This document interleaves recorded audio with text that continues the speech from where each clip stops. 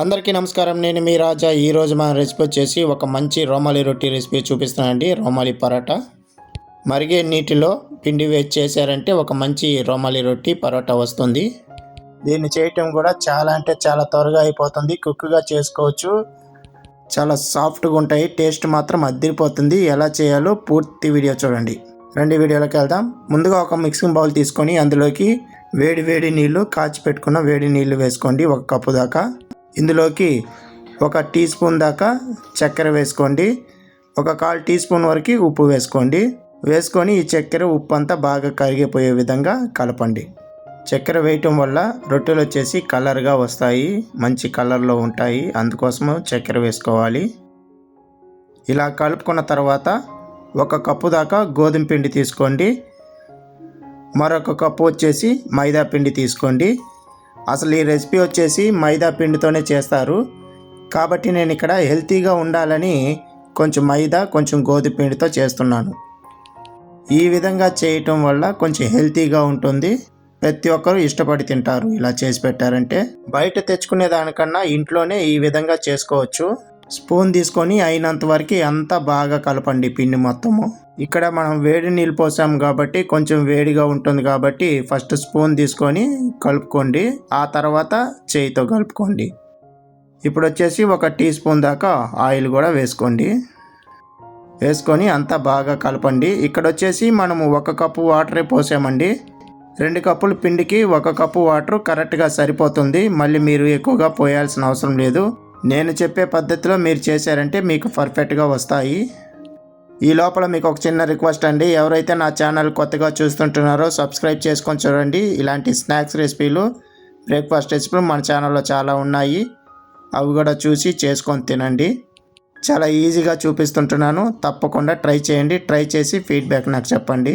వీలైతే మీ ఫ్యామిలీ మెంబర్స్కి, ఫ్రెండ్స్కి షేర్ చేయండి. సపోర్ట్ చేయండి.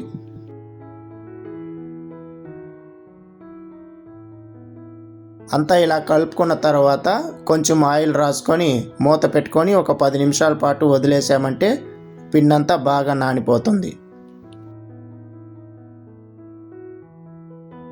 10 నిమిషాల తర్వాత చూపిస్తున్నాను చూడండి. పిండి అంతా బాగా నానిపోయింది, సాఫ్ట్గా వచ్చింది. ఒకసారి అంతా కలుపుకొని కొంచెం పిండి తీసుకొని బాల్స్ లాగా చేసుకోండి. నేను వీడియోలో చూపించే విధంగా పిండి తీసుకోండి. ఈ విధంగా ఇంత తీసుకోవాలండి.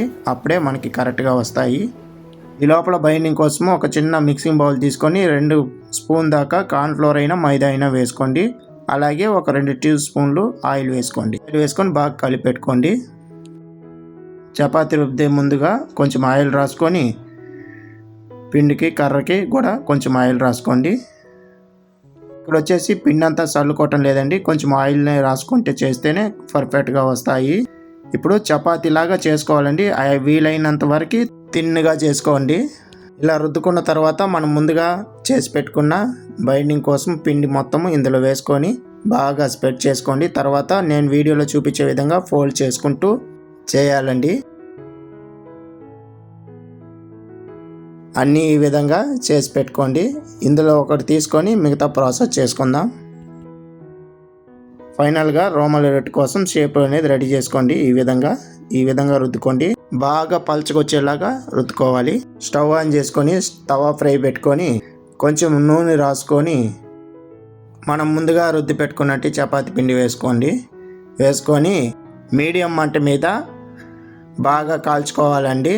మంట వచ్చేసి హై ఫ్లేమ్ పైన పెట్టకుండా కొంచెం మీడియం మంట మీద పెట్టుకొని ఈ విధంగా ట్రాన్స్ఫర్ అయినప్పుడు కొంచెం ఆయిల్ రాసుకొని రెండో వైపు తిప్పుకుంటూ ఫ్రై చేసుకోవాలి. చాలా సింపుల్గా అయిపోతుందండి ఈ రోమాలి రొట్టి పరోటా. ఎంత సాఫ్ట్గా ఉంటుందంటే అంత సాఫ్ట్గా ఉంటుంది. ప్రతి ఒక్కరు తినొచ్చు ఈ విధంగా చేసి పెట్టారంటే. ఇందులోకి మంచి వెజ్ కర్రీ అయినా లేదంటే నాన్ వెజ్ కర్రీ అయినా పెట్టుకొని తిన్నారంటే అదిరిపోతుంది టేస్ట్.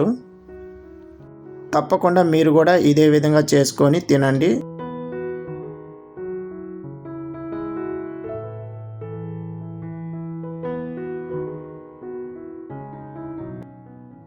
మీకు ఈ వీడియో నచ్చినట్లయితే లైక్ చేయండి, షేర్ చేయండి, కామెంట్ చేయండి. మరిన్ని వీడియోస్ కోసం నా ఛానల్ సబ్స్క్రైబ్ చేసి పెట్టుకోండి.